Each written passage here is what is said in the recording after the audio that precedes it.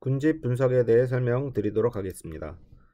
자, 군집화라는 것은 기존에 제가 쭉 설명드렸던 예측 모델과는 달리 어떤 예측을 하는 것이 목적이 아니라 어떤 데이터들이 주어졌을 때, 어떤 관측치가 주어졌을 때 이 관측치들 간의 유사성을 보고 비슷한 것끼리 이렇게 묶는 그런 어떤 작업을 하는 것을 군집화라고 합니다. 그래서 예를 들어서 이렇게 데이터가 주어졌을 때 이렇게 비슷하게 묶는 그런 어떤 군집화를 하는 그런 어떤 과정이라고 보시면 될 것 같고요. 지금 보시는 거는 이만큼의 관측치를 3개의 집합 군집으로 나누는 예제를 보여드리고 있습니다.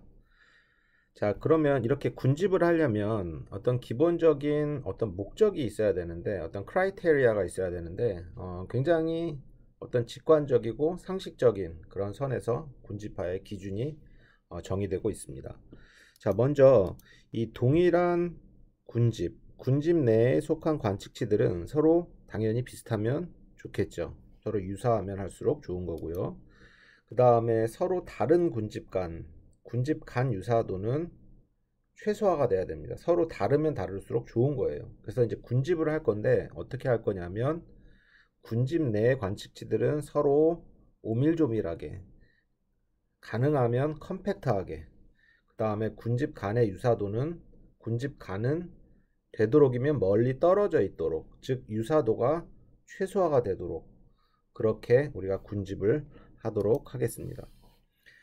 자, 그러면 이제 분류랑 군집에 대한 차이를 이번 슬라이드에서 간단하게 설명을 드려보려고 하는데요. 자, 분류는 예측 모델이에요. Y가 범주형인 예측 모델입니다. 따라서 Y를 이용을 하는 겁니다. 그렇죠? 그래서 지금 여기서 보이시는 이 예제는 클래스가 범주가 3개 있는 예제이지 않습니까? 그래서 Y가 있는 거예요. 그래서 어떤 X들을 가지고 Y의 범주를 잘 나눌 수 있도록 우리가 decision boundary를 이렇게 만드는 겁니다. 그래서 여기 제가 이렇게 그리고 있는 것이 X와 Y의 관계를 이용해서, 자, X들의 어떤 조합으로 Y를 표현을 했고, 그 표현하는 방법이 뭐였죠? fx의 형태로 나타난 거예요.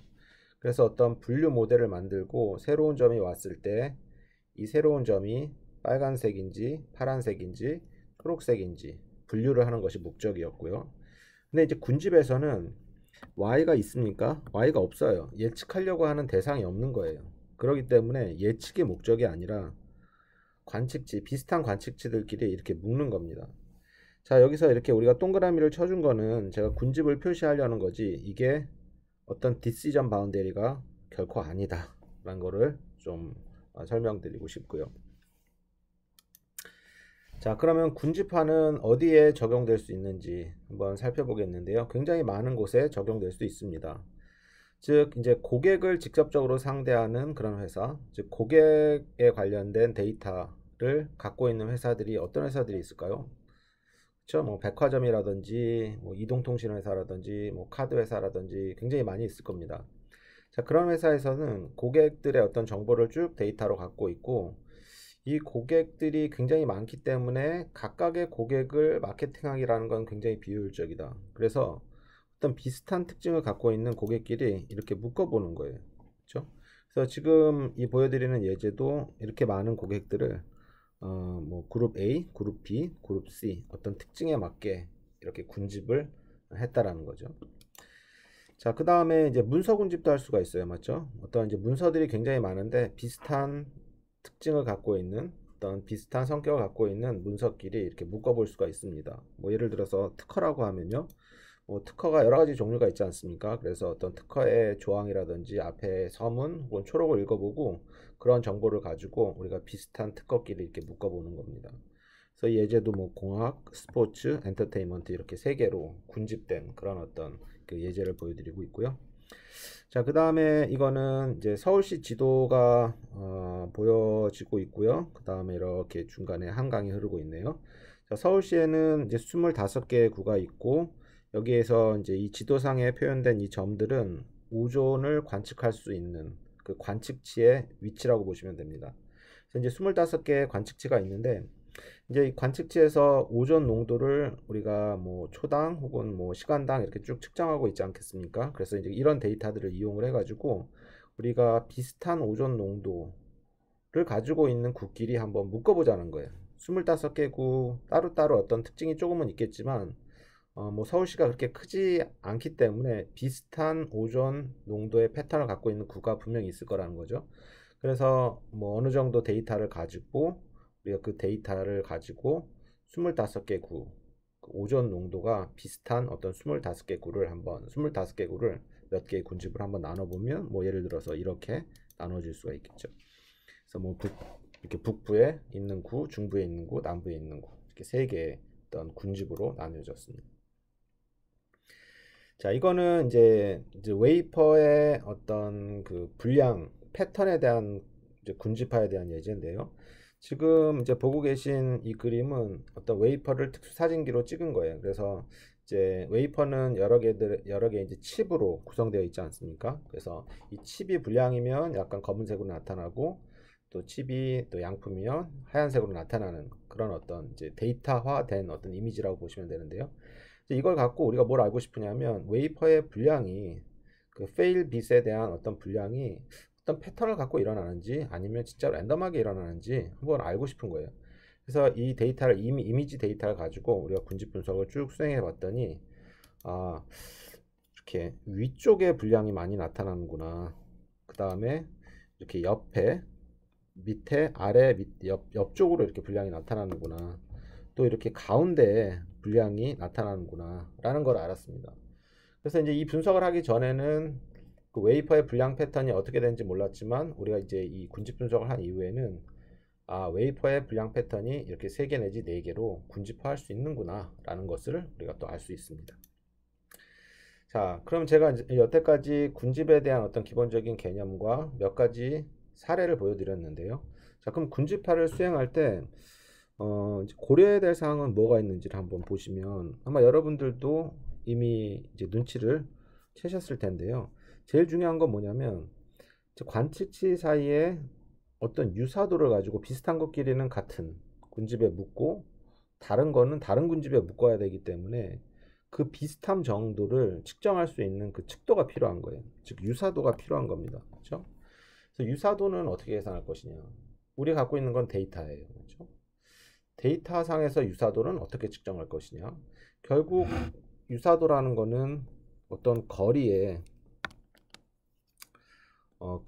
어떤 뭐 1 거리라든지 아니면 뭐 거리에 반비례한다라든지 이런 어떤 거리와 같은 개념이라고 보시면 돼요. 맞죠? 그러니까 유사도랑 거리는 반대되는 개념이지만 유사도가 유사할수록 거리는 멀겠죠. 또 거리가 가까우면 유사도는 클 것이고. 자, 두 번째는 이런 이제 군집화를 수행하는 데 있어 가지고 방법론이 굉장히 여러 가지가 있을 것 같다. 그래서 어떠한 방법론, 어떤 알고리즘을 사용할 것이냐.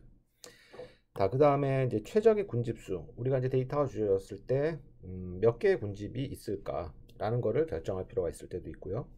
그 다음에 최종적으로 군집화 결과가 나왔을 때 이것이 잘 된 것인지 아니면 그렇지 않은 것인지 우리가 평가를 해야 될 필요가 있을 겁니다. 어떻게 평가할 것인가. 뭐 이것 외에도 여러 가지가 있겠지만 크게 보면 이 네 가지가 주된 군집화에 대한 어떤 고려 사항이라고 보시면 될 것 같아요. 자, 그러면 이제 유사도를 우리가 측정을 해야 되는데 그 유사도는 데이터상에서 거리로 표현할 수가 있다. 그래서 거리가 멀면 멀수록 유사도는 떨어지는 거고, 그렇죠? 유사도가 별로 없는 거고, 거리가 가까우면 가까울수록 그 관측치는 유사도가 크다 이렇게 얘기를 할 수가 있는데요. 결국 이제 우리가 관측치마다 거리를 계산할 겁니다. 거리를 이용할 건데, 뭐 거리의 대표적인 거는 유클리디안 거리, 그렇죠? 맨하탄 거리, 마할로노비스 거리, 상관계수 거리, 뭐 이렇게 쭉 굉장히 많이 있습니다. 그래서 이제 거리에 대해서는 우리 핵심 머신러닝 강의 자료에서 우리 KNN 부분이 있거든요. 그래서 KNN 부분에서 K nearest neighbor 이 부분에 이 강의를 할 때 이 거리에 대해서 제가 자세히 설명을 드렸습니다. 그래서 뭐 여기서도 또 설명을 드려도 되겠지만 또 중복되는 것이 있으니까 여기서는 간단히 쭉 이렇게 좀 넘어갈 거고요. 그 다음에 이제 거리에 대해서는 KNN 그 강의 슬라이드를 좀 참조해 주셨으면 감사하겠습니다. 자, 먼저 그러면 유클리디안 거리는 뭐 간단히 쭉 나오겠습니다. 이렇게 어떤 두 점 사이의 제곱 차이의 제곱의 합에 대한 어떤 제곱근의 형태로 나타나는데요.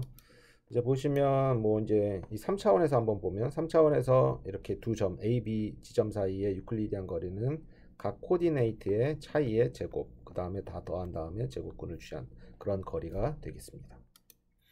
자, 이제 P차원으로 우리가 확장을 하면 이제 P개 코디네이트이 있는 거니까 P개의 서로 다른 어떤 그 코디네이트 간의 어떤 차이, 제곱, 합, 그 다음에 제곱근. 이제 이게 유클리디안 거리고요.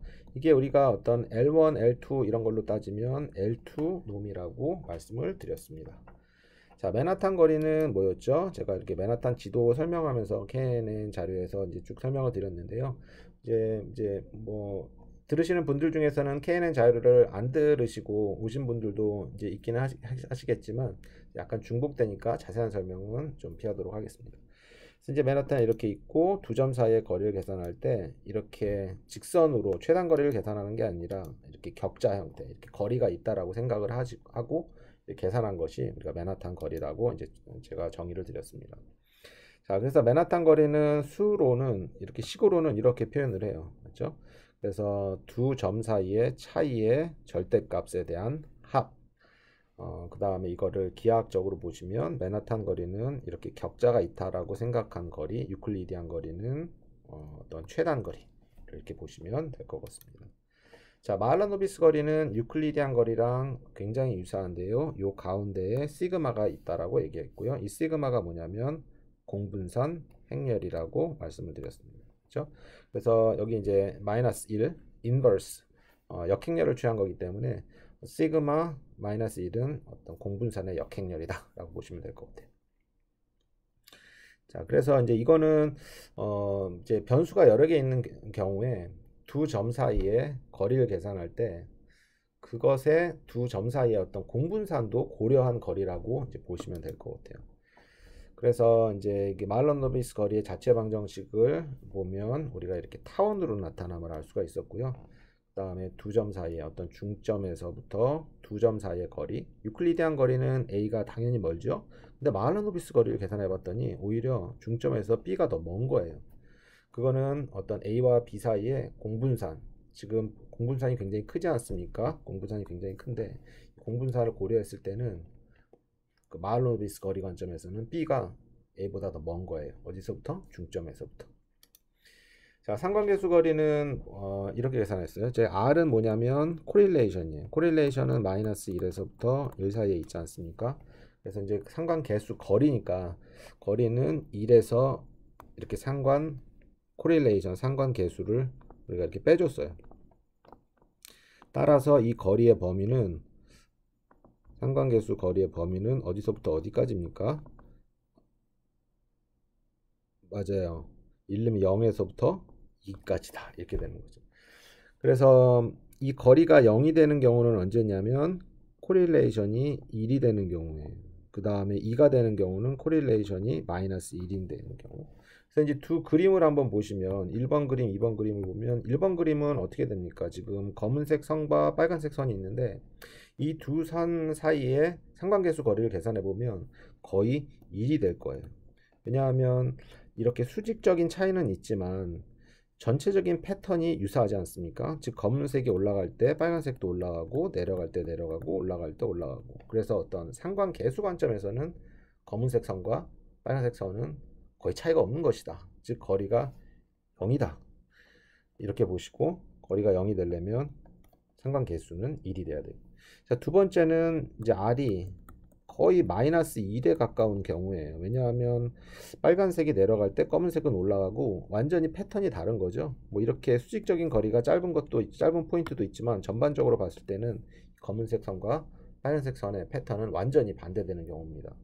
따라서 이 코릴레이션을 거리를 계산해 보면 얼마가 될까요? 거의 2에 가까울 겁니다. 그래서 이 선은 같은 군집에, 이제 군집 관점에서 봤을 때는 같은 군집에 속할 가능성이 거의 없는 거죠.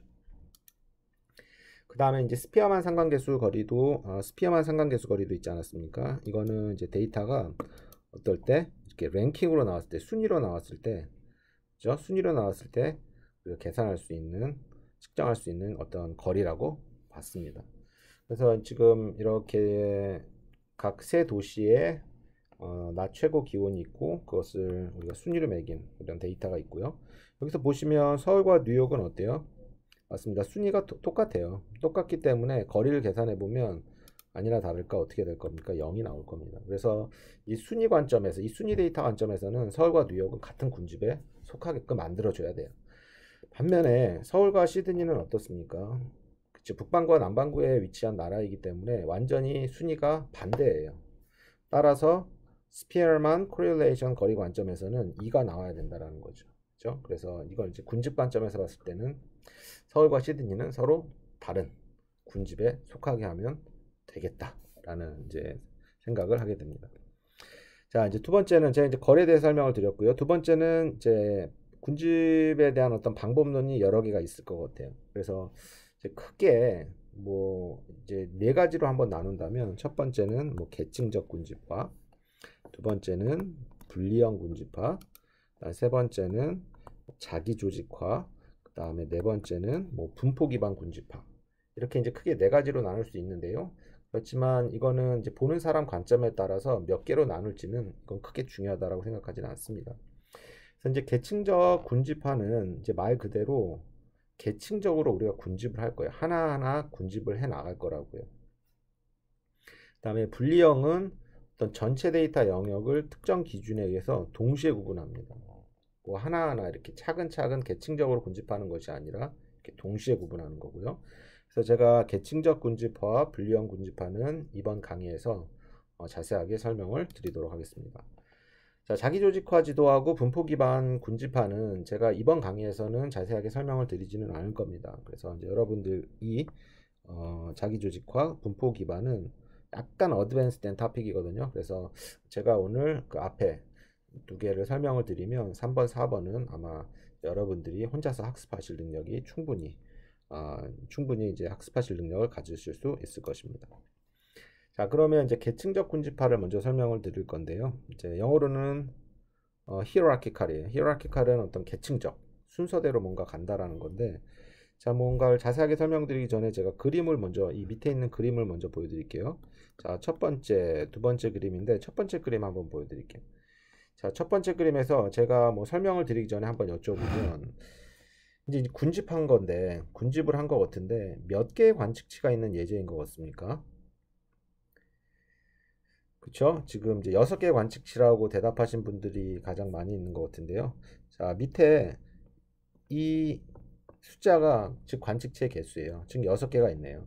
그러면 어떤 관측치와 어떤 관측치가 가장 유사한 거죠? 맞습니다. 1번하고 3번이 가장 유사한 거예요. 제가 뭐 특별하게 설명을 안 드려도 이 그림만 보면 좀 아실 것 같아요. 그 다음에 두 번째는 두 번째와 다섯 번째 관측치가 같고, 두 번째, 다섯 번째, 네 번째가 이렇게 같고, 그 다음에 그러네요. 첫 번째, 세 번째, 두 번째, 다섯 번째, 네 번째, 그 다음에 여섯 번째는 좀 이렇게 단독으로 떨어져 있는 그런 관측치네요. 그래서 이제 이 그림을 미루어 짐작건데 봤을 때 여섯 번째 관측치는 나머지 다섯 개의 관측치에 비해서 좀 굉장히 좀 다른 어떤 X 패턴들을 갖고 있는 거죠. X 값을 갖고 있는 거죠. 자, 그 다음에 제가 또 하나 여쭤볼게요. 그러면 제가 1번하고 3번이 비슷하다라고 했고 2번하고 5번이 비슷하다라고 했는데 그러면 1번하고 3번이 더 비슷할 것 같아요? 2번하고 5번이 더 비슷할 것 같아요? 네, 맞습니다. 1번하고 3번이 더 비슷하다라고 대답을 하고 계신데 그거는 뭘 갖고 알 수 있냐면 이 높이를 갖고 알 수가 있어요. 맞죠? 그래서 1번하고 3번의 높이는 지금 이제 y축의 이 값은 어떤 노멀라이즈 된 값이기 때문에 크게 이제 중요한 건 아닌데요. 1과 3의 거리가 한 0.05가 된다. 그 다음에 2와 5 사이의 거리는 0.05보다는 좀 크네요. 맞죠? 이게 상대적인 어떤 거리라고 보시면 돼요. y축의 값은. 자, 그 다음에는 뭐 4번이 가깝고 이런 식으로 보게 되는 거죠. 자, 그러면 넘어가서 2번 그림은 1번 그림과 비해서 뭐가 달라졌죠? 예, 똑같은 그림인데 이제 관측치가 굉장히 많아진 거예요. 그래서 보시면 이제 군집도 이제 굉장히 많이 보입니다. 자, 그래서 이제 이러한 어떤 그 군집, 제가 2번 지금 이건 이제 어떤 피규어 그림이지 않습니까? 그래서 이 그림을 뭐라고 부르냐면 덴드로그램이라고 불러요. 그래서 어떤 계층적 군집화, 지금 설명하고 있는 계층적 군집화 방법을 적용을 하면 1번, 2번과 같은 그림이 생성되는데, 이 그림을 전문적인 용어로 뭐라고 하냐면 덴드로그램이다 이렇게 부릅니다. 뭐 이게 약간 또 나무 모양이랑 비슷하게 생겼으니까 뭐 클러스터링 트리다 이렇게 부르는 사람들도 있는데, 뭐 트리처럼 생겼지만 우리가 배웠던 의사결정 나무와는 완전히 다른 겁니다. 맞죠? 가장 큰 차이점은 뭘까요? 그쵸? 그 의사결정 나무는 Y를 이용해서 어떤 Y가 균일한 방향으로 우리가 어떤 트리를 생성해 나가는 거였고요. 여기서는 이제 Y가 없는 거니까 어떤 관측치의 유사도를 가지고 하나하나 묶어 나가면서 이렇게 트리 형태의 모양이 나타난 것 뿐입니다. 그래서 이제 덴드로그램이라는 용어 좀 기억하시고요. 자, 그러면 이 덴드로그램을 어떻게 생성하는지 제가 간단한 예제를 통해서 한번 설명을 드릴 건데요. 지금 이제 관측치가 몇 개인 예제를 설명드릴 거냐면 4개인 예제를 설명드릴 거예요. 관측치가 A, B, 첫 번째, 두 번째, 세 번째, 네 번째, 관측치가 4개인 예제. 그렇죠? 관측치가 4개인 예제를 가지고 사실 군집한다라는 거는 큰 의미는 없지만, 그래도 제가 이제 이해를 돕기 위해서 이제 간단한 예제를 갖고 왔습니다.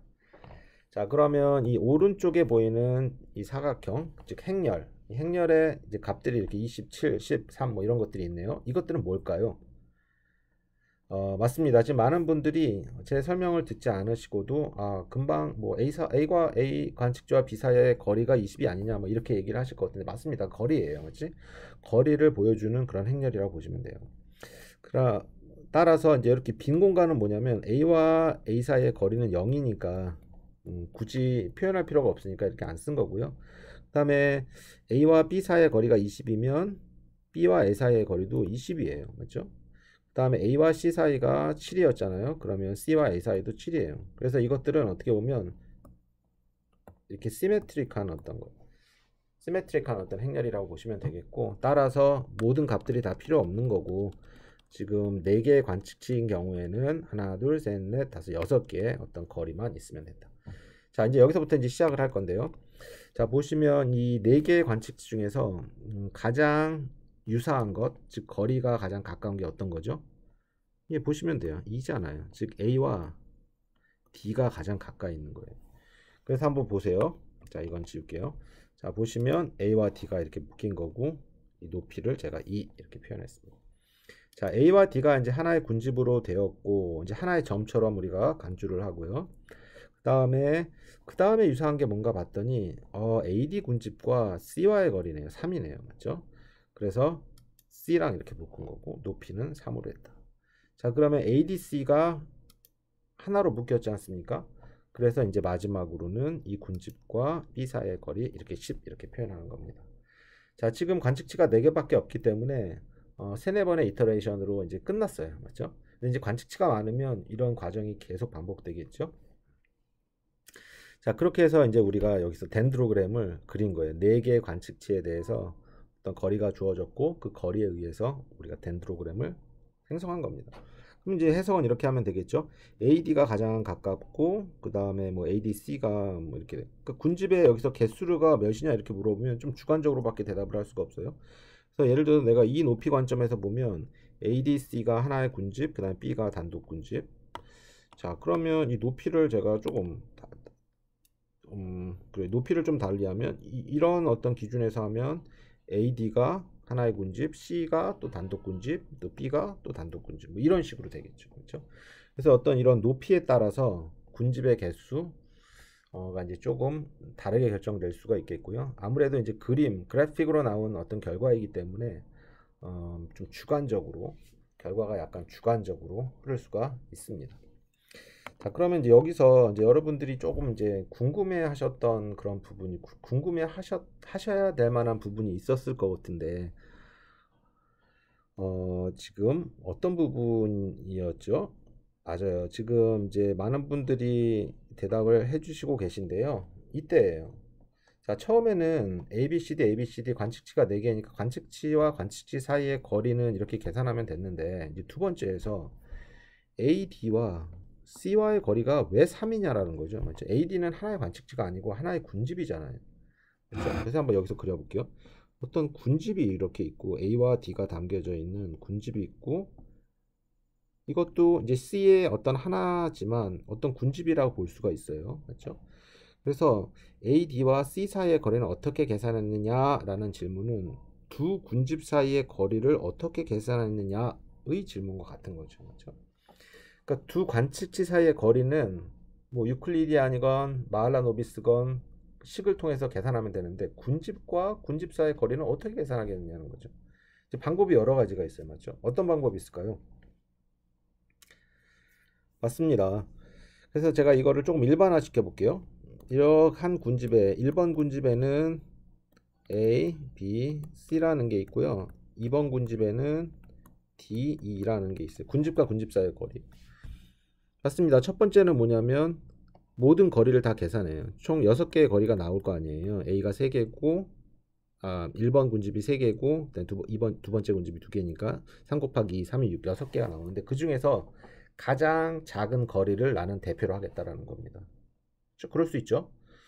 자, 이것도 지금 이 예제에서도 어떻게 할 거냐면 A와 C 사이의 거리를 계산하고 D와 C 사이의 거리를 계산해서 가장 작은 걸로 가겠다라는 겁니다. 지금 그 작은 걸로 간 예제예요.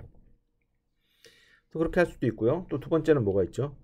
그럼 나는 가장 작은 걸로 하지 않고 가장 큰 거를 대표로 할래. 이렇게 할 수도 있는 거잖아요. 그렇죠? 맥스 값으로 큰 걸로 할래. 또 세 번째는 뭐가 있을까요? 네, 맞습니다. 세 번째는 이 6개의 거리를 다 계산한 다음에 평균을 취하자는 거예요. 맥스나 미는 대표값 하나로 하니까 좀 unfair 할 수 있으니 모든 거리를 다 계산한 다음에 평균을 취하자라는 거예요. 뭐 그럴 수도 있죠. 또 다른 방법은 뭐가 있을까요?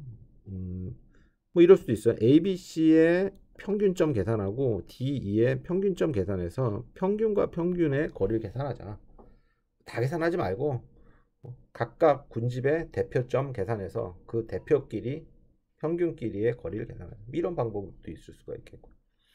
그래서 이 계층적 군집화 방법에서는 결국 군집과 군집 사이의 거리를 어떻게 계산하느냐에 따라서 여러 가지 방법론이 있을 수가 있는 겁니다.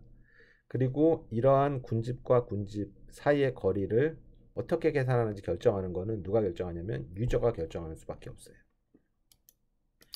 자, 그러면 지금 설명드렸던 게 사실 이 슬라이드에 다 있습니다. 그렇죠? 그래서 두 군집 사이의 거리를 계산하는 데 있어서 가장 짧은 걸로 가겠다. 이게 mean distance의 단일 연결. 가장 큰 걸로 가겠다. 완전 연결. 그다음에 우리는 모든 거를 다 계산해서 그렇죠? 평균을 취하겠다. 평균 연결. 그다음에 각각 대표를 계산해 가지고 그 대표끼리의 거리만 계산하겠다. 이런 것도 있고요. 자, 이런 이제 네 가지 기법이 조금 우리가 뭐 쉽게 생각할 수 있는 거리고요. 그 다음에 또 많이 쓰이는 거리가 군집과 군집 사이의 지금 거리를 지금 설명을 드리고 있는 거예요. 두 군집 사이의 거리를 계산하는 데 있어서 워드라는 방법이 있어요. 워드 메소드. 그래서 워드라는 방법은 어떤 건지 제가 설명을 좀 드려볼게요. 굉장히 많이 쓰이고 이 계층적 군집화에서 비교적 정확하게 결과가 나오는 그러한 어떤 칙도라고 보시면 돼요. 자, 먼저 제가 식을 설명을 드리기 전에 이 그림을 먼저 설명을 드릴게요. 자, A와 B 두 개의 어떤 군집이 있어요. 그렇죠? 자, 그러면 이 A와 B, 지금 이게 첫 번째 예제고 두 번째 예제면 A와 B는 지금 좀 떨어져 있는, 맞죠? 두 개의 군집이 떨어져 있는 경우고 두 번째는 어때요? 이 두 군집이 굉장히 붙어 있는 경우겠죠? 그래서 군집과 군집 사이의 거리를 계산해 보면 우리가 이제 결과를 보기 전에 1번에 대한 군집과 군집 사이의 거리가 좀 커야 돼. 2번보다는. 크게 나와야 돼요. 그렇죠? 왜냐면 당연히 멀리 떨어져 있잖아요. 바짝 붙어 있고요. 자, 그래서 이거 어떻게 계산했냐면 한번 볼게요. 자, A와 B 사이에 이렇게 군집이 있는데 이게 하나의 군집이라고 일단 간주를 하는 거예요.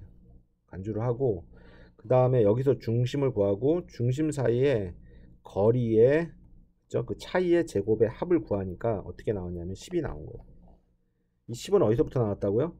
A, B가 두 개의 군집인데 두 개의 군집이라 보지 말고 하나의 군집이라고 생각을 하고 거기에 중심으로부터 각 데이터의 차이의 제곱의 합을 계산한 게 10이에요. 자, 그 다음에는 어떻게 계산했냐면 이제는 따로따로 보는 거예요. 따로따로 봐가지고 A 군집의 중심에서부터 각 거리의 차이의 제곱의 합. 이 얼마냐면 3이 나온 거예요. 그럼 2가 뭡니까? 2는 맞아요. B 군집의 중심을 계산해서 이 중심으로부터 구한 하나 둘 셋 넷 다섯 여섯 개니까 6개 차이의 제곱의 합을 구하면 얼마가 나온다고? 2가 나온다. 그 두 개 차이를 보는 거예요. 그래서 이 10은 뭐냐면 A, B를 하나의 군집으로 봤을 때의 중심으로부터 거리, 그 다음에 이 3은 A 따로 B 따로 보는 거. 이 두 차이가 크면 클수록 어떻게 되는 거예요? 두 개가 멀리 떨어져 있는 거예요. 한번 보세요. 2번 같은 경우에는 바짝 붙어 있으니까 이걸 하나로 봤을 때는 중심에서부터 거리가 7밖에 안 돼요. 여기서는 10이나 됐는데 그러면 각각의 거리는 똑같아요. 3과 2. 그래서 이 두 차이가 2밖에 안 되는 거예요. 아까는 5였잖아요.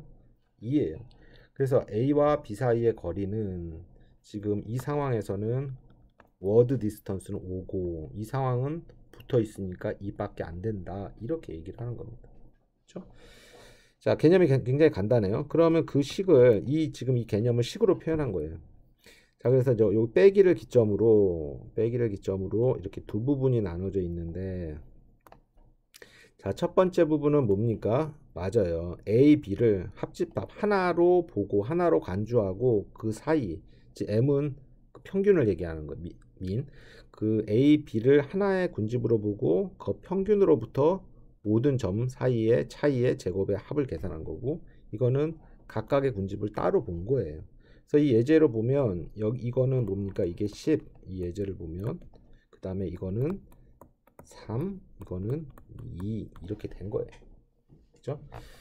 그래서 전체 하나의 군집으로 봤을 때 대비 각각으로 봤을 때 그 차이가 크면 클수록 멀리 떨어져 있는 게 아니냐라는 어떤 아이디어로부터 출발한 그런 거리라고 보시면 됩니다.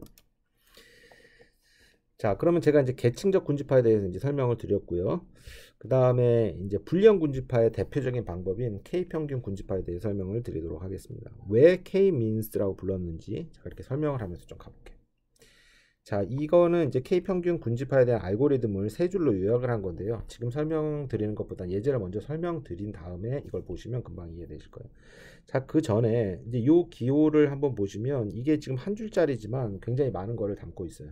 그렇죠? 군집화에 대한 어떤 설명을 담고 있는 건데, 자, X는 뭐냐면 우리가 갖고 있는 데이터예요. Y 없죠?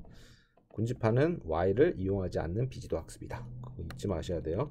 자, 이게 X가 이제 데이터예요. 데이터를 어떻게 우리가 나눈다고 그래요. 비슷한 것끼리 묶는다고 했잖아요. 그래서 K개로 묶었구나. 합집합이라는 거는 K개의 어떤 작은 클러스터, 이 C는 클러스터의 약자라고 보시면 돼요. K의 클러스터로 이렇게 나눴구나. 그래서 즉 K개의 어떤 군집에 대한 합집합이 총 데이터가 되는구나 라는 걸 알았고, 더 중요한 거는 군집 사이에는 공집합, 군집과 군집 사이에는 어떤 오버래핑된 구분이 없구나. 그래서 이 전체 데이터가 이렇게 있으면 이걸 세 개로 나누면 이렇게 나누는 거예요. 이렇게 하나, 둘, 셋. 이거를 어떤 이렇게 오버랩된 지역이 없고 오버랩 되지 않게 K개로 나눈 그런 것들을 이렇게 표현하고 있습니다. 그걸 어떻게 할 것이냐 이거죠. 맞죠? 자, 그럼 K평균 군집화를 제가 하나 예제를 통해서 한번 보여드릴게요. 자, K평균 군집화는 먼저 우리가 뭐를 지정해 줘야 되냐면 군집의 개수를 지정해 줘야 돼요. 그렇죠? 군집의 개수를. 여기서 K평균 군집화 용어에서 이 K가 뭐냐면 군집의 개수예요. 그러면 이제 많은 분들이 야, 군집 분석은 군집의 개수를 잘 모르니까 군집 분석을 하는 거지 않습니까? 군집의 개수를 알면 내가 왜 군집 분석을 하겠습니까? 이제 반문을 하시는 분들이 있는데요. 뭐 그럴 수 있어요. 맞죠? 그래서 이제 여기서는 근데 이제 보면 어떤 데이터가 주어졌을 때 어떤 상황이 주어졌을 때 이 군집이 몇 개 있는지는 사실 조금 어렴풋이나마 알 때가 많아요. 맞죠? 예를 들어서 제조업체 같은 경우에는 크게 보면 양품 아니면 불량품, 즉 두 개로 나눌 수 있는 것. 맞죠? 그 다음에 또 의료 문제에서는 그 다음에 정상인과 어떤 환자 이렇게 나눌 수가 있겠고요. 카드 같은 경우에는 정상 거래와 사기 거래 뭐 이런 식으로 대충 군집의 개수를 몇 개인지 알 수 있는 그 언저리는 최소한 정확히는 모르더라도 그 언저리는 알 수 있는 경우가 꽤 있고요. 그 다음에 아까 계층적 군집화가 덴드로그램이 나타나지 않았습니까? 이렇게 덴드로그램이 이 덴드로그램을 통해서 우리가 대충 얼마인지는 또 알 수가 있어요. 맞죠? 덴드로그램은 그래픽하게 시각적으로 표현된 결과이기 때문에 그걸 보면 그거에 대해서 좀 아이디어를 얻는 거죠. 또 제가 이제 이 강의 끝에 이제 설명을 드릴 건데, 이도저도 모른다라고 했을 때 이제 데이터가 들어갔을 때 인풋으로 들어가면 이 데이터가 뭐 2개야, 3개야 이렇게 군집의 개수를 제한해 주는 방법이 있어요. 그래서 이제 그 방법을 통해서 우리가 미리 알 수 있다. 자, 그래서 이제 K 평균 군집하는 일단 군집의 개수는 어떤 점이 어떤 군집인지는 모르지만 최소한 몇 개의 군집이 있는지는 우리가 먼저 지정을 해 줘야 됩니다. 그렇죠? 자, 그러면 이 예제는 뭐냐면 이제 군집의 개수를 제가 K는 2로 한 예제입니다. 자, 그러면 맨 처음 스텝은 뭐냐면 2개의 중심을 임의로 생성하는 거. 그래서 지금 여기에 이제 그 보라색 점들, 핑크색 점들이 이렇게 많이 있고, 이 사각형으로 된 이 두 지점이 무슨 지점입니까? 임의로 생성된 지점이에요.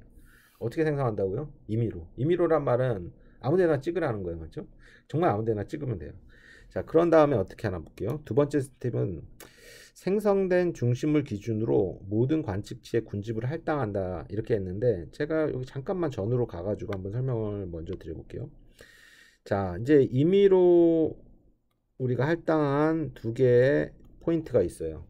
생성한 거. 그러면 각각의 데이터로부터 관측치로부터 우리가 거리를 계산할 건데, 예를 들어서 이 관측치와의 거리, 다음에 이 관측치와 요 두 번째 임의로 생성한 거의 거리를 계산해 보면 어떤 게 더 가깝습니까? 맞죠? 이 첫 번째 임의로 생성한 점과 가깝잖아요. 그러면 이 점은 이쪽 편이야. 이런 식으로 우리가 할당을 해주는 거예요, 일단은. 그러면 보시기에 아마 뭐 요쪽 근방에 있는 데이터들은 첫 번째로 생성한 거에 가까울 거고, 이 정도는 아마 두 번째 생성한 거에 가깝게 할당이 되지 않을까 싶습니다. 그 결과를 한번 보여드리면 이렇게 돼요. 그렇죠? 그래서 아까는 전부 핑크색이었는데 이제 2개의 군집으로 나눈 거죠. 일단 노란색과 빨간색으로. 뭐에 의해서? 그래, 맞아. 처음에 임의로 생성한 어떤 2개의 점 중심을 가지고. 자, 그러면 이제 2개의 군집으로 나눠졌으니까 여기서 끝이냐? 이렇게 되면 안 되는 거죠. 왜냐하면 처음 점이 그 임의로 생성된 거기 때문에 여기서 이렇게 끝나면 안 되고, 우리가 이제 군집을 업데이트 해줄 건데 어떻게 업데이트 할 거냐면 평균으로 업데이트를 할 거예요. 그래서 K 평균이란 말을 쓰는 거예요. 그래서 지금 임의로 생성한 군집의 중심, 여기에 중심이 어느 정도냐 보면 한 이 정도 될 것 같아요. 여기서는 크게 변하지 않긴 한 이 정도 될 거고, 그래서 임의로 생성된 점을 이렇게 옮겨줄 거예요. 뭐 옮겨주는 걸 한번 볼게요. 이렇게 옮겨준다. 그렇죠? 이렇게 옮겨갖고 또 이렇게 옮겨갔네요. 그런 다음에 어떻게 합니까? 아까 첫 번째 스텝에서 했던 각 관측치와 이 평균관 사이의 거리를 계산해 가지고 가까운 점과 가까운 점에 이렇게 편을 나누는 거예요. 자, 그러면 크게 바뀌지는 않을 것 같은데요. 제가 보기에는 한 2점, 2점, 2점이 지금 노란색이지만 이렇게 중심이 이동했기 때문에 이제는 빨간색으로 가야 되지 않을까라는 생각을 해보고요. 한번 해보면 이렇게 돼요. 그렇죠? 자, 그러면 군집이 조금 업데이트 됐지 않았습니까? 업데이트 됐는데 이 세 점이 원래는 이 점이었는데 이제 이 점으로 가는 거예요. 그런 다음에 어떻게 합니까? 또다시 새롭게 생성된 군집의 평균으로 이동. 여기서 이제 이동은 좀 되겠는데, 이동이 돼도 앞으로는 더 이상 변하지 않을 거거든요. 그래서 이러한 어떤 이터레이션을 언제까지 하냐면 군집의 형태가, 군집의 중심이 변하지 않을 때까지. 그렇죠? 군집의 중심이 변하지 않으면 군집의 결과는 계속 그대로 유지될 거잖아요. 그래서 그때까지 계속 생성을 하는 겁니다. 자, 지금은 제가 이제 보여드리기 위해서 한 두세 번의 이터레이션에 이제 끝나는 예제를 보여드렸는데, 사실은 이제 복잡한 데이터에는 이런 이터레이션이 굉장히 많이 이루어지는 거죠. 그렇죠? 자, 그러면 뭐 하나만 더 예제를 한번 보여드릴게요. 이게 8개의 데이터가 있는데, 이때는 제가 이제 K를 3 이렇게 한번 돌려볼게요. 그럼 어떻게 합니까? 맨 처음에는 맞습니다. 이렇게 임의로 점을 찍고 편 나누기를 한 거예요. 그래서 이 세 점은 이 점이랑 가깝고 이 두 점은 이 점, 이 세 점은 이 점. 그렇죠? 그 다음에 또 지워볼게요. 그 다음에 이제 어떻게 합니까? 이제는 군집의 평균을 이동하는 것이다. 이게 핵심이죠, 어떻게 보면. 그러면 이제 이 군집은 아마 여기 가운데 찍힐 거고, 여기는 여기 찍힐 거고, 아마 여기는 이 정도 찍힐 건데, 한번 제가 지우고 그대로 한번 생각대로 되나 한번 볼게요. 보시면 이렇게 찍히네. 이렇게. 그렇죠? 갈색 점을 보시면 돼요. 자, 그러면 이제 다른 거, 이 점은 변하지 않았고요. 이 포인트가 아까는 빨간색은 이쪽이었는데 우리가 이제 두 번째로 했을 때는 이쪽으로 이제 왔네요. 그 다음에는 이제 평균을 또 바꿔야 되는데, 자, 여기서는 어떻게 되죠? 여기서는 이 점이 계속 바뀌지 않을 것 같아요. 그렇죠? 그 다음에 여기서는 이 점이 한 요 정도로 옮길 것 같고, 이것도 이 정도로 옮길 것 같아요. 그렇죠? 자, 그러면 제가 좀 옮겨지나 한번 볼게요. 노란색 점으로 표현될 텐데 한번 보세요. 이렇게, 이렇게, 이렇게. 그렇죠? 그래서 여기서는 이제 노란색 점이 그대로 계속 찍히는 거고 약간 업데이트가 됐고, 이제 여기서 또 한번 편 나누기를 해도 이제는 계속 중심이 바뀌지 않는다. 중심이 바뀌지 않기 때문에 우리가 생각했던 어떻습니까? 생각했던 이거 이렇게 세 개의 군집으로 잘 나눠졌다. 즉 K 평균 군집화를 돌리면 어떻게 됩니까? 맞아요. 이 세 개는 그래, 너 이 세 개 점은 1번 군집이야. 이건 뭐 2번 군집이야. 이건 3번 군집이야. 이렇게 군집 레이블이 쭉쭉 할당이 되는 거예요. 그렇다는 건 뭐죠? 맞습니다. 주관적이지가 않은 거예요. 맞죠? 아까 그 덴드로그램은 그림으로 어떤 그래픽으로 나타났기 때문에 어떤 그림에 대한 해석이 사람마다 조금씩 다를 수 있지만 이거는 군집 레이블이 부여되는 거기 때문에 그렇죠? 사람마다 다를 수가 없습니다. 자, K평균 군집화에 대해서 좀 설명을 드렸고요. 자, 그러면 이제 K평균 군집화는 이제 좋은데 아까 이제 K개의 임의로 초기 중심을 K개의 임의로 생성한다라고 말씀을 드리지 않았습니까? 자, 거기에 약간 좀 이제 깨름직한 어떤 생각을 갖고 계신 분들도 계실 거예요. K개를 정말 임의로 생성하면 그때마다 군집의 결과가 바뀌지 않을까? 자, 좀 이게 바뀔 수가 있어요. 맞죠? 당연히 바뀔 수가 있는데 이제 어떻게 되는지 한번 쭉 볼게요. 자, 지금 이제 보여드리는 경우가 그 처음 점을 초기점을 잘 찍었을 때 제가 이렇게 바람직한 결과라고 이제 표현을 했는데 잘 찍었을 때 어떻게 되냐고요. 지금 여기서 보이시는 이 십자가 모양 있잖아요. 여기가 이제 초기점이에요. 초기점을 세 개로 이렇게 찍었어. 그리고 나서 첫 번째, 두 번째, 세 번째, 네 번째, 다섯 번째, 여섯 번째가 이제 최종 군집 결과인데 어떻게 됩니까? 우리가 생각했던 대로 이렇게 세 개로 잘 군집이 된 겁니다. 즉 초기점을 이렇게 찍었을 때는 이렇게 잘 됐다. 자, 그러면 다음에는 좀 이제 잘못 찍었을 때의 결과를 한번 보여드릴게요. 바람직하지 않은 결과. 초기점을 이렇게 찍었을 때 쭉 이터레이션을 5번 해서 돌렸더니 여기서 이제 끝났는데요. 보시면 우리가 생각했던 대로 안 나온 거예요. 지금 이거 하나가 군집이 돼야 되는데 이렇게 두 개로 나뉘었고 이것도 사실은 서로 다른 군집이어야 되는데 이렇게 하나의 색깔로 하나의 군집으로 잘못됐다. 그래서 이제 K평균 군집화가 초기 중심 설정에 약간 다르게 이제 결과가 나올 수도 있는데요. 그런 것들은 이제 어떻게 해결하느냐? 초기 중심 설정의 위험을 피하고자 뭐 다양한 연구가 존재했다라고 하는데 일단은 뭐 이거 외에도 좀 몇 개가 있겠지만 제가 이제 주로 보는 이제 하는 것들은 제 경험에 의한 것들은 이렇게 크게 네 가지가 있습니다. 첫 번째는 뭐냐면 이제 반복적으로 해보는 거예요. 초기 중심점을 여러 번 할 때마다 이제 랜덤하게 생성될 테니까 여러 번 해가지고 좀 많은 결과, 공통된 많은 결과가 나온 그런 결과로 우리가 가겠다라는 거죠. 그래서 10번을 하면 뭐 7번은 어떤 군집의 결과가 똑같이 나왔고 3번은 다르게 나왔어. 그러면 7번으로 나온 그런 군집의 결과로 사용하는 거고요.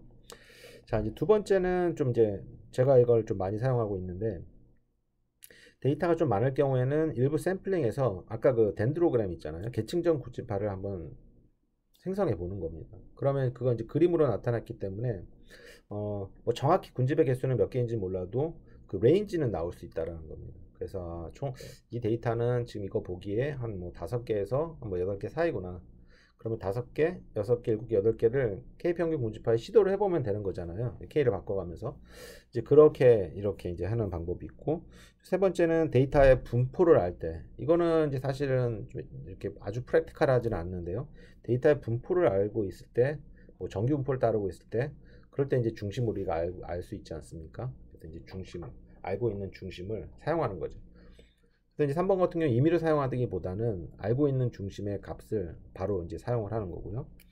그렇지만 뭐 1번, 3번의 어떤 그런 방법도 있지만 많은 경우 초기 중심 설정이 어떤 최종 결과에 큰 영향을 미치지 않는다. 그래서 이 초기 중심이라는 게 최종 결과에 굉장히 센시티브하게 영향을 미치는 그러한 어떤 그런 파라메타는 이제 아니라고 보시면 될 것 같아요. 자, 그럼 K 평균 군집화가 이제 여러 가지 면에서 굉장히 좋은 것 같은데, 이게 뭐 모든 경우에 다 좋을 수는 없지 않습니까? 그래서 이제 어떤 경우가 조금 안 좋은가에 대해서 이제 몇 가지를 보여드릴 건데요. 첫 번째는 서로 다른 크기의 군집화, 즉 군집의 개수가 이렇게 다른 거야. 지금 파란색과 그 빨간색과 초록색의 군집의 개수가 다를 때는 뭐 이때도 잘 될 때도 있지만 좀 안 되는 경우가 있다. 지금 이렇게 보시면 지금 우리가 원하는 대로 이렇게 세 개가 나오지 않지 않았습니까? 그래서 자, 두 번째는 이제 밀도가 다르다. 밀도가 다른 건 뭐냐면 군집의 개수, 관측치는 세 개 군집마다 다 똑같은데 그 컴팩트한 정도가 다른 거예요. 보시면 빨간색 군집은 어때요? 막 성기잖아요. 근데 이제 파란색과 초록색은 굉장히 이렇게 오밀조밀하게 컴팩트하게 뭉쳐 있는 거예요. 밀도가 굉장히 큰 거예요. 이렇게 서로 다른 밀도가 있을 때 조금 이렇게 잘못되게 나오는 경향이 있다. 그 다음에 이제 이런 경우는 이제 굉장히 좀 치명적인 K 평균 군집화의 이제 치명적인데, 이거는 K 평균 군집화의 문제점이라고도 할 수 있고요. 그 다음에 어떤 유클리디안 거리라든지 우리가 이제 소위 생각하고 있는 그런 거리를 사용했을 때 생기는 문제예요. 이제 뭐냐면 군집이 어떤 지역적 패턴을 갖고 있다라는 거예요. 보시면 지금 파란색과 빨간색 두 개의 군집이 있는데 데이터가 지금 이렇게 약간 도너츠라기보다는 뭐 바나나 모양이라고 할까요? 어떤 바나나가 이렇게 두 개가 이렇게 겹쳐져 있는 건데, 보시면 이제 지역적 패턴이라는 건 뭐냐면 이렇게 보는 위치에 따라서 좀 이렇게 패턴이 다른 거예요. 여기서 보면 이렇게 생기고, 여기서 보면 이렇게 볼록하고, 여기서 보면 이렇게 오목하고, 여기서 보면 또 이쪽이 볼록하고, 이렇게 보는 위치마다 조금 다른 패턴이 보이는 것을 우리가 지역적 패턴이 존재한다, 로컬 패턴이 존재한다, 이렇게 얘기를 해요. 로컬 패턴이 존재하지 않는 대표적인 예제는 뭐죠? 이런 원이에요. 원은 여기서 보던 여기서 보던 여기서 보던 다 똑같아요. 이런 것들이 이제 글로벌 패턴이고, 자, 지금 보시는 이제 이 그림이 대표적으로 로컬 패턴이 있는 건데, 이런 어떤 로컬 패턴, 지역적 패턴이 존재할 때 K 평균 군집화가 좀 이렇게 잘 안 맞아요. 그래서 이제 이거는 K 평균 군집화를 사용하면서 유클리디안 거리를 사용한 건데, 보시면 유클리디안 거리를 사용하면 이 빨간색 점하고 이 파란색 점은 굉장히 가까이 있는 거예요. 맞죠? 유클리디안 관점에서는. 그러니까 이게 같은 군집으로 이렇게 행동을 하는 거죠. 그래서 이렇게 어떤 지역적인 패턴이 존재했을 때 사용하는 어떤 이제 거리가 있는데, 여기서는 제가 자세하게 설명을 드리진 않고 거리의 이름만 한번 소개를 드리면요, 이렇게 geodesic distance가 있습니다. 그래서 한번 이렇게 지역적 패턴이 존재할 때 사용할 수 있는 거리, 대표적인 게 geodesic distance인데, 이거는 한번 여러분들이 조사를 해서 한번 개인적으로 공부를 해보시기 바랍니다. 자, 그러면 제가 이제 계층적 군집화, 덴드로그램이 생성되는 계층적 군집화 알고리즘에 대해 설명드렸고, 또 이렇게 분리형 군집화, K 평균 군집, K 민스 클러스터링 방법에 대해 설명을 드렸어요. 자, 그러면 특히 이제 K 평균 군집화처럼 군집의 개수를 미리 알아야 되는 그런 알고리즘에서는 최적의 군집수를 좀 정해야면 좋을 것 같아요. 그래서 미리 우리가 도메인 지식이 있어가지고 알면 좋은데, 이제 그러지 못할 경우도 있지 않습니까? 그래서 어떤 방법론을 통해서 데이터가 주어졌을 때 군집이 몇 개인지 대충 이렇게 서제스트 할 수 있는 그런 방법론에 대해서 설명을 드려볼게요. 자, 지금 이제 20개의 관측치가 이렇게 존재하고 있는데요. 이렇게 제가 한번 여쭤보면 이 20개의 관측치에서 군집의 수는 몇 개입니까? 제가 이렇게 여쭤보면 뭐 2개입니다, 뭐 3개입니다, 뭐 4개입니다, 5개입니다, 6개입니다, 이렇게 여러 가지 대답이 나올 것 같은데요. 맞습니다. 이렇게 2개로 나눠도 그럴싸하고요. 뭐 3개로 나눠도 그럴싸하고, 뭐 5개로 나눠도 좀 그럴싸하고요. 맞죠? 그러면 제가 지금 2개, 3개, 5개 이렇게 했는데, 과연 이 좀 뭐 보기에는 뭐 어떤 분들은 5개가 좀 좋아 보이고 어떤 분은 2개가 좋아 보이고 하는데, 이런 거를 좀 수치화하면 안 되느냐, 수치화할 수 없을까? 군집이 일 때 어떤 크라이테리아를 이용해 가지고 군집이 일 때는 어떤 기준에서 이런 값, 군집이 5일 때는 이러한 값, 그래서 군집 2가 좋습니다. 이렇게 어떤 숫자적으로, 수치적으로, 객관적으로 어떤 군집의 어떤 결과에 대한 어떤 평가를 나타낼 수 있는 측도가 없을까라는 생각에서 이게 나온 거죠. 자, 그래서 이제 방법론은 이제 이 그림을 통해서 이제 설명을 드리는 여러 가지 방법론이 있는데요. 이 그림은 뭐냐면 X축은 군집의 개수예요. 그래서 이제 군집이 1이라는 건 이제 하나도 안 나눈다는 거죠. 뭐 그게 좋을 수도 있지만 이제 그거는 이제 군집합 방법론에서 약간 이제 좀 일단 제외를 하고요. 군집이 이제 두 개인 것부터 이렇게 쭉 시작을 해요. 두 개일 때, 세 개일 때. 그런 다음에 y는 뭐냐면 어떤 성능이에요. 군집의 성능. 이 성능을 어떻게 정하느냐에 따라 방법론이 달라지는 거죠. 나는 어떠한 성능 척도를 갖고 있느냐에 따라서 달라지는 거예요. 그래서 이거는 뭐 SSE, L하니까 뭐 작으면 작을수록 좋은 거겠죠. 그래서 군집의 개수를 쭉 늘렸더니 이 점에서 작고 그 다음서부터는 이렇게 스테이블하게 되는 거죠. 스테이블하게 되는.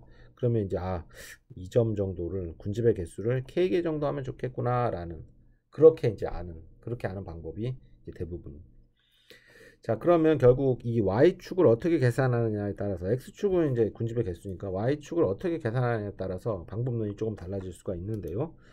뭐 내부 평가지표 Dune index, 그다음 silhouette, sum of squared error, 외부 평가지표는 Rand index, Jacquard coefficient, Fox and Mallows index, 뭐 여러 가지 방법이 있습니다. 그 중에서 제가 SSE랑 silhouette에 대해서 한번 설명을 좀 드려보도록 할게요. SSE는 굉장히 간단한 방법입니다. 그래서 이제 어떠한 이제 군집이 이렇게 나눠져 있다면 이 군집의 중심을 우리가 정의를 하고요. 이 군집의 중심으로부터 거리를 쭉 본 거예요. 그렇죠? 거리를 쭉 본 거예요. 어떻게? 차이의 제곱. 그래서 squared error라고 하지 않았습니까? 차이의 제곱을 본 거예요.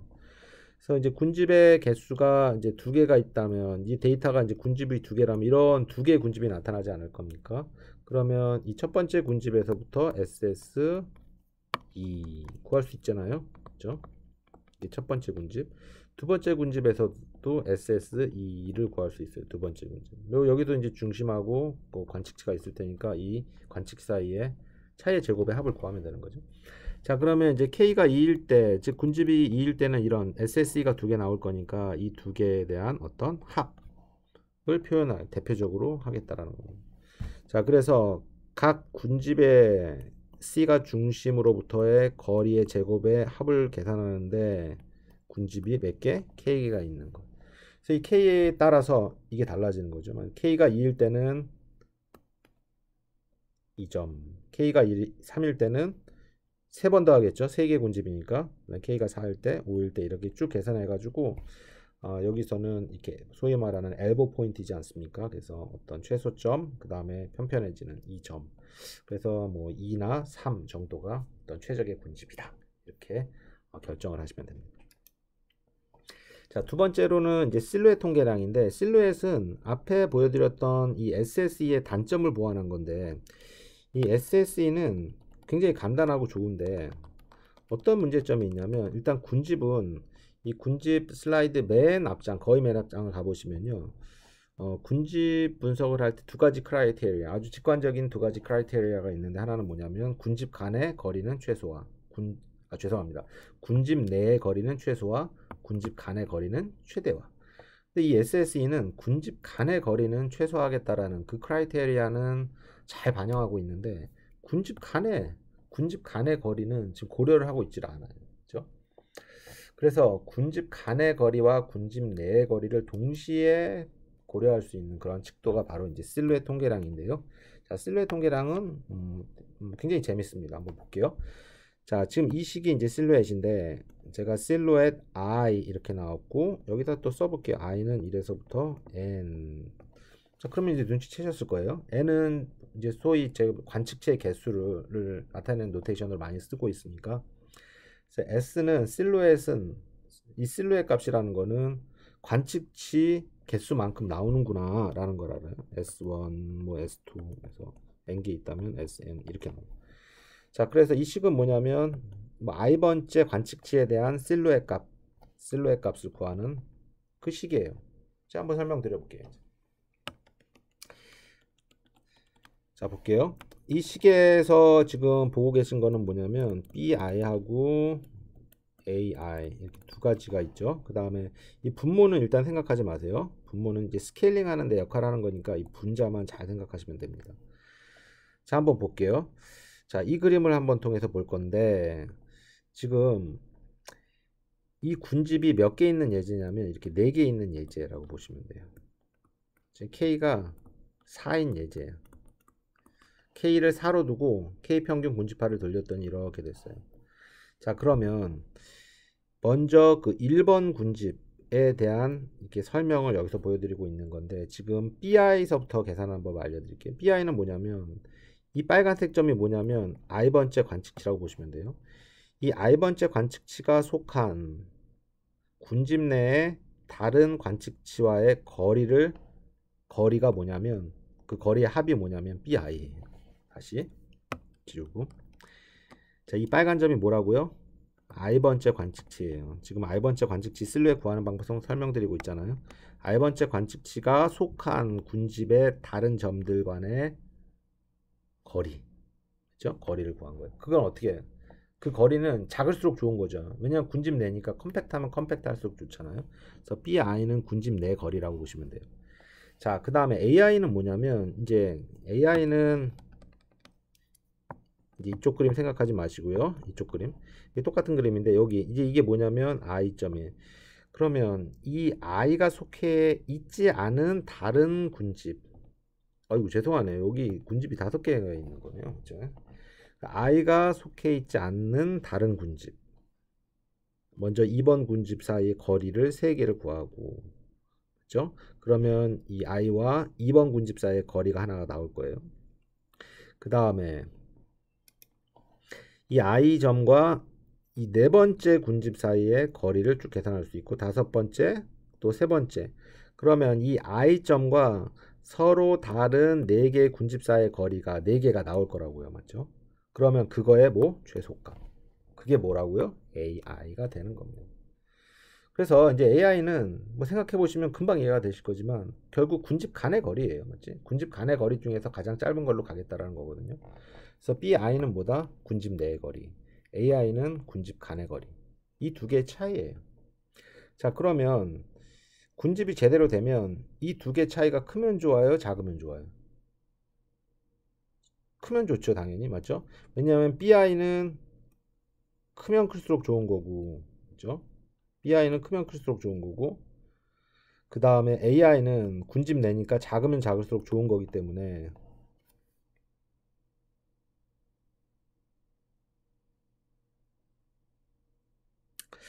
제가 지금 설명을 약간 지금 거꾸로 드렸어요. 맞죠? 지금 생각해 보니까 지금 AI가 이 최소값이 아니라 이게 BI가 되는 거죠. 맞죠? 네. 지금 제가 이제 설명을 조금 이제 이 기호만 이제 좀 다르니까 아마 이해는 되셨을 것 같은데요. 지금 뭐냐면 AI가 뭐냐면 이거예요. 맞죠? AI가 어떤 점에서부터 겁니다. AI가 뭐냐면 어떤 우리가 I라는 점에서 이 I가 속해 있는 군집 내 다른 점 사이의 거리의 합, 즉 군집 내의 거리가 AI. 그다음 BI는 다른 군집 사이의 거리의 최소값, 즉 I가 속해 있지 않은 다른 점, 즉 군집 간의 거리가 되겠습니다. 그래서 BI는 뭡니까? 군집 간, 그죠? between. AI는 군집 내, within. 이렇게 되는 거예요. 또 군집 간의 거리는 크면 클수록 좋고, 군집 내의 거리는 작으면 작을수록 좋기 때문에 이 값이 크면 좋은 거죠.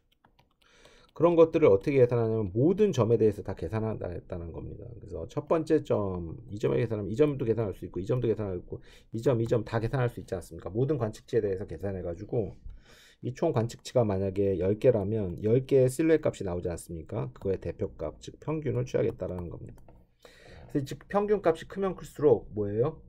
군집이 잘 된 거죠. 왜냐하면 이 실루엣 크라이테리아에 의하면 군집 간의 거리랑 군집 간의 거리는 굉장히 큰 거고, 군집 내의 거리는 굉장히 작은 거니까. 그래서 이제 평균으로 가겠다라는 겁니다. 그래서 K에 따라서 다 달리 나오는 건데, 자, 이 결과를 한번 보여드릴게요. 자, 이제 똑같은 데이터에 따라서 지금 이거는 K가 2인 경우, 3인 경우, 이건 4인 경우, 이거는 하나, 둘, 셋, 넷, 5개. 그렇죠? 그래서 이 데이터에는 군집이 2개가 좋은지, 3개가 좋은지, 4개가 좋은지, 5개 좋은지를 우리가 실루엣 통계량의 관점에서 한번 보자는 겁니다. 자, 실루엣은 어떻습니까? 맞아, 크면 클수록 좋다라고 했어요. 자, 그래서 이제 여기서 한번 설명을 드리면, 크면 클수록 좋은데, 아까 이제 분모의 역할을 내가 설명을 안 드리고 넘어왔는데, 분모의 역할은 뭐냐면, 이 두 개의 차이는 무한대까지 갈 수가 있거든요. 그래서 어떤 스케일된 값을 만들어주기 위해서 분모 max로 max ai bi로 나눠준 거예요. 따라서 실루엣 값은 어디와 어디 사이에 나오냐면 마이너스 1과 1 사이에 있다. 그래서 이 실루엣 평균이 1에 가까우면 가까울수록 굉장히 좋은 거예요. 그 다음에 마이너스 1에 가까우면 안 좋은 거고, 이거는 좋은 거다. 자, 됐습니다. 그러면 이제 K를 2로 했을 때 실루엣 값의 평균을 계산해 봤더니 얼마냐면 0.705, 그 다음에 0.588, 그 다음에 4개일 때는 0.650, 0.564. 그래서 결론적으로 설명을 드리면 실루엣 값이 가장 컸던 게 K가 2이니까 여기는 K가 2가 제일 좋다. 이렇게 이제 설명을 드릴 수가 있는 거죠. 자, 그럼 이 그림은 뭐냐면, 이 그림이 약간 헷갈린데, 이 그림은 약간 이제 수평적으로 보신 거예요. 그래서 이거는 K가 2일 때잖아요. 그래서 군집이 이렇게 두 개가 있는 거고, 이 군집 내에 어떤 관측치들이 이렇게 있잖아요. 이 관측치의 값들을, 이거는 보통 이제 Y축에 우리가 그 실루엣 값이 있는데, 이건 X축에 실루엣 값이 있는 거예요. 그래서 첫 번째 관측치 실루엣 값은 이만큼, 그렇죠? 실루엣 값을 우리 관측치만큼 계산한다라고 했으니까, 두 번째는 뭐 이만큼, 이런 것들이 많아가지고 이렇게 하나의 어떤 이렇게 뭉텅이처럼 보이는 거예요. 그렇죠? 이것도 마찬가지예요. 여기 두 번째 속한 0번째 0이라고 돼 있죠. 0번째에 속한 그 군집의 관측치들이 무수히 많은 거예요. 이렇게 무수히 많은 건데 무수히 많은 실루엣 값들이 이렇게 보여지는 겁니다. 그래서 이 모양이 약간 그 실루엣처럼 생겼다라고 해서 이 저자는 그래서 이 알고리즘의 이름을 실루엣이라고 명명을 했다라고 합니다.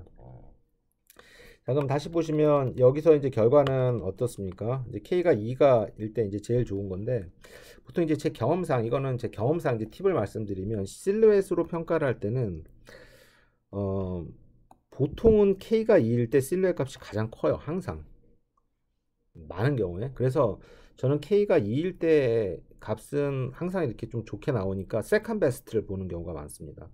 그래서 여기서 이제 세컨 베스트는 뭐냐면 4일 때거든요. 0.650. 두 번째로 실루엣 값이 큰 경우가 K가 4일 경우거든요. 그래서 이제 데이터도 보면 이 데이터는 이렇게 4개의 클러스터로 보는 것이 조금 타당할 수도 있다라는 생각이 들어요. 물론 이렇게 두 개로 봐도 괜찮겠지만 지금 보면 이 안에 이 큰 클러스터 안에 있는 이 세 개는 조금 약간 패턴이 다르거든요. 그래서 이거는 이제 순전히 제 주관적인 어떤 경험을 말씀드리면 실루엣으로 평가를 할 때는 K가 2일 때가 많은 경우 가장 크게 나오니 K가 2일 때를 선택하는 것보다는 두 번째로 큰 실루엣 값이 해당하는 그런 K의 군집, 여기서는 이제 4가 되는 거죠. 4개의 군집으로 선택을 하시면 좋을 것 같다라는 것을 좀 제안을 드립니다.